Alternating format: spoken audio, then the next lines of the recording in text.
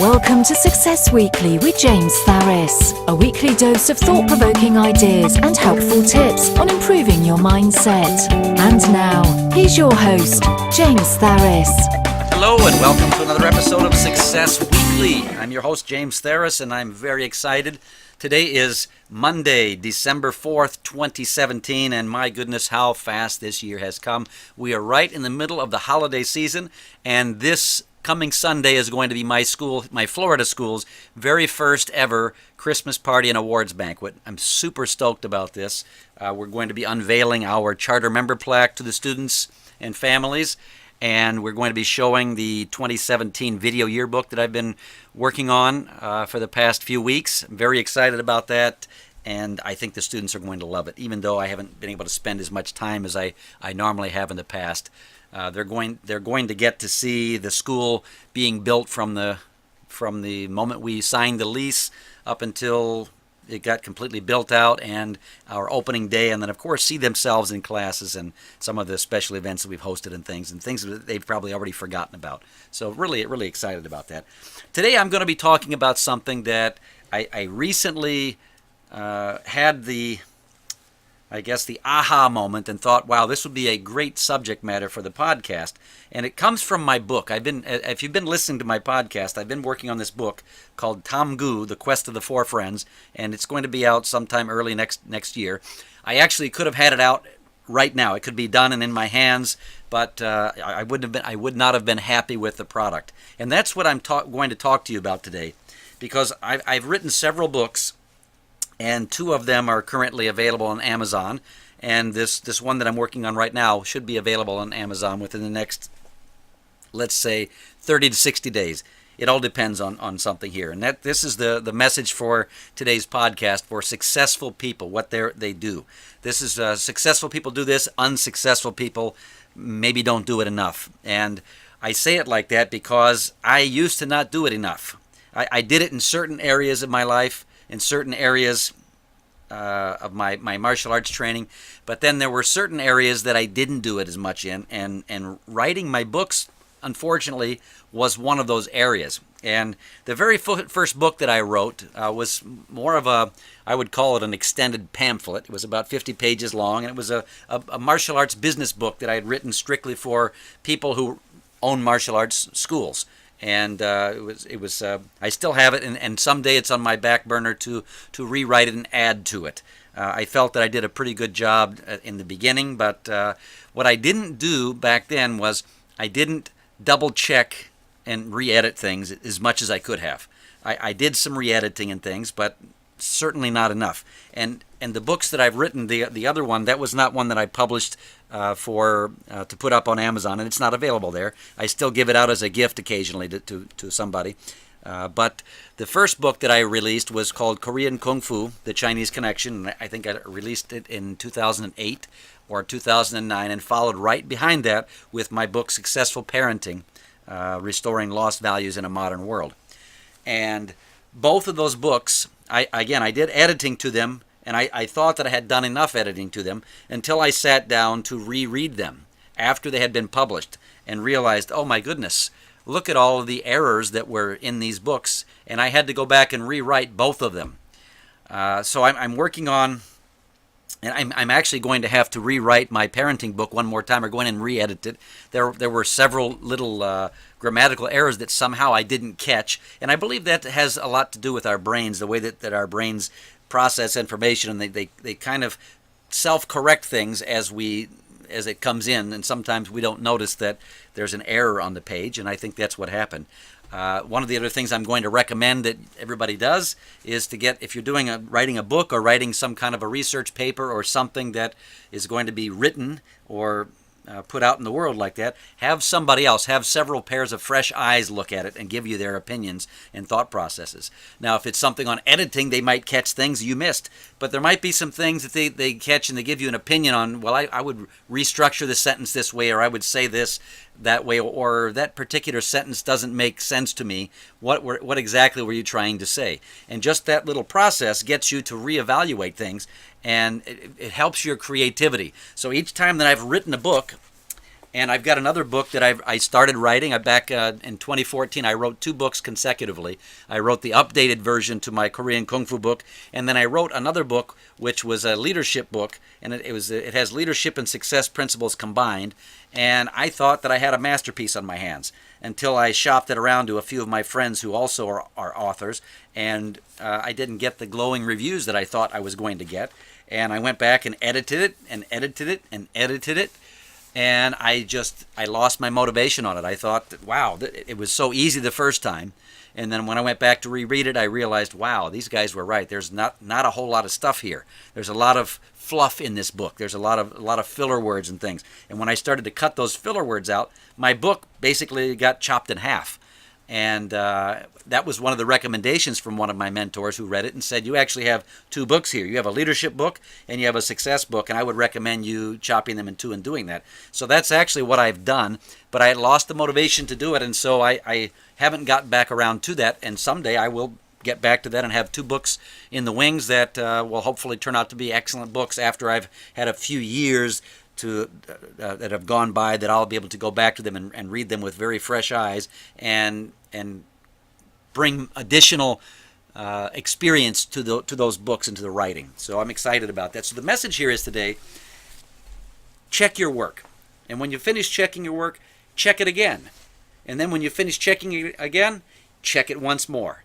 And what do you think I'm going to tell you to do once you check it once more? Yes, check it again, because I'm going to tell you, you're going to see things the 4th and 5th and 6th time through your editing process that you missed the first time. It's just like listening to a song that you listened to when you were a kid. When you were 10 or 11 years old, or maybe there was a catchy tune that you really liked, was one of your favorite songs, and you still like it to this day, but now that you listen to the words and the lyrics and the melody that goes with it, you completely understand it, and you hear things that you missed as a child.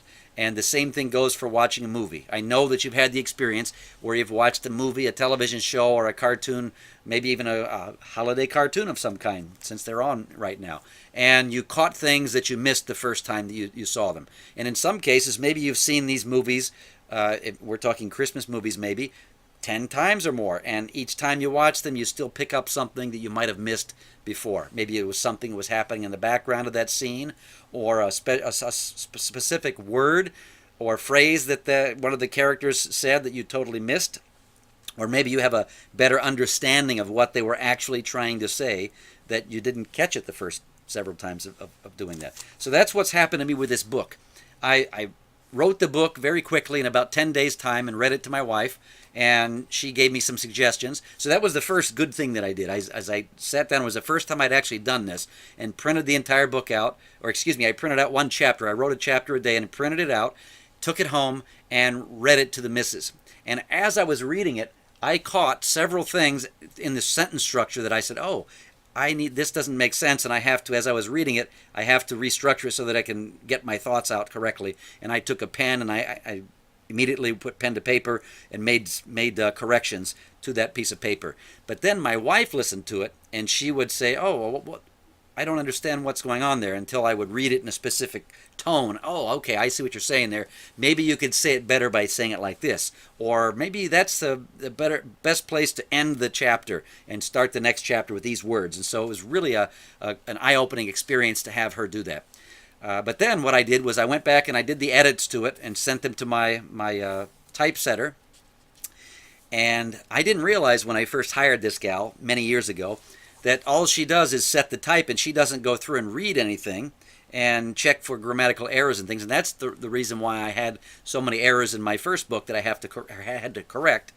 And then I realized, oh, I guess I need an editor for that particular thing. So I've done a lot of self-editing, but now I'm in the mindset that I need to have professional people come in and look at it and give me their opinion from a fresh perspective, because they're not martial arts people. And what I'm trying to do with this book, this is a children's story book, is to make sure that even somebody who's not involved in martial arts can understand everything that's going on in the story.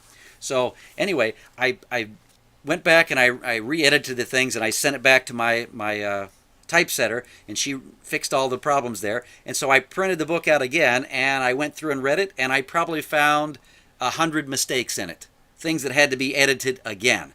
and I sent them back to her, and I printed it out again, and I'm on my third go-around with this, and I've got probably 50 pages here, maybe more than that even, with either grammatical errors, commas that are in the wrong places, periods that are missing from the end of sentences, quotation marks that don't belong in certain places, or words that were put together and I edited the sentence but left one of the words in there that didn't belong, and so it was something that needed to be fixed. It's little things like this, but this is my third go around, and I'm going to send these corrections back to my typesetter again, and then I'm not going to make the mistake of assuming that they all got fixed and everything's hunky-dory. I'm going to go back and I'm going to print it out one more time, and I'm going to read it again. But after I finish reading it, if I don't find any mistakes, if I find mistakes, it'll go back to her again, and as many times as it needs to until I get it just right, which is one of the things I did with my updated version of my Kung Fu book, is I went through and I did exactly what I'm telling you right now, and I believe that it turned out a much, much better product as a result of that. And I'm doing the same thing with this book. And so once I'm finished seeing errors, I'm then going to hand it to my wife and let her read through it again and see if she notices anything. And I'm going to give it to another friend of mine who I trust his opinion a lot on this, and maybe a couple of other people as well, to read through it and give me their thoughts on the story and the flow of the story and the continuity, and see if they can understand what's going on in the story, and also maybe even catch a couple of grammatical errors that my wife or I didn't catch. So that's the message today, guys. If you're going to be successful, you've got to be willing to go that extra step and check your work. Double check it, triple check it, quadruple check it. Now, see, this is something I've done my entire career in the martial arts, and for some reason it took a while for me to translate that into other areas, because in my martial arts, I would set up my video camera and perform my requirements, perform my techniques, and then go back and look at it and say, okay, what's wrong with that? If somebody were judging this in a competition, what would they tell me? Why would I get a lower score? What would create a lower score? And what can I do to fix that? And then I would compare mine to somebody else's who was further ahead than I was, had better technique and skill than I was, and a lot of time that was my instructor. And I would compare my techniques to his techniques, and I would go back and work on it and record it again, and I would record me actually working on it, not just performing it, but actually going through the process of working on it, so I could actually see what was being fixed and how it was affecting the performance. And that's how I went from being pretty much losing all of my competitions for 8 years to finally winning and then becoming a grand champion. That's the process that I used to get there. And so now my same thing, I have to do the same thing with my writing if I'm going to make sure that this book is hopefully going to be my very best work to date as far as this type of work, and it's the first of its type in a very, very long time, so there's not a lot to compare it to, but I want it to be my very best work, and I want it to be as well received as possible by the parents and kids who are going to be reading this book, and I want them to feel that they really invested their time well by picking this book up and reading it. And so that's what it comes down to, guys. Part of being successful is learning to edit your work, re-edit your work, check it, double check it, quadruple check it, have somebody else check it, and keep continuing to check it and look for ways to make it better and better and better. Just remember, there comes a point where you've got to get that product to market. You've got to get that your techniques ready for a competition or ready for testing, and so you can't beat yourself up and never release it, never get it out there. But you have to remember, even if it's out there, and so this is the process of becoming a black belt. When I take my test from white belt to yellow belt, I'm going to, if I've filmed myself, I'm going to see a lot of things that I don't realize I'm doing wrong until I'm a green belt or until I'm a brown belt, and then I'm going to go back and look at those things and go, wow, I thought I was pretty good, but I was actually not as good as I thought I was, and now that I see that, I can fix this. And if you do that on a consistent basis, at least monthly, but if not weekly, or even every class, every time you practice, you will improve faster if you do it correctly, if you do that. And I want you to do the same thing in other areas of your life as well. If you're a student in school, before you turn in any assignment to your teacher, use this formula that I just gave you of checking, double checking, and rechecking, and having somebody else check your work, and then you checking it one more time before you turn it in. And I can guarantee you're going to have a better grade as a result. So learn how to use this habit, and I think you will see lots of miraculous improvements in your life. So that's all I've got for this week. Hope you enjoyed it. And until next week, this is James Tharis saying, check your work. That's all for this week. Tune in next week for another episode of Success Weekly. Do you have an idea you'd like James to talk about in an upcoming episode? Post your comments and be sure to share this podcast with friends.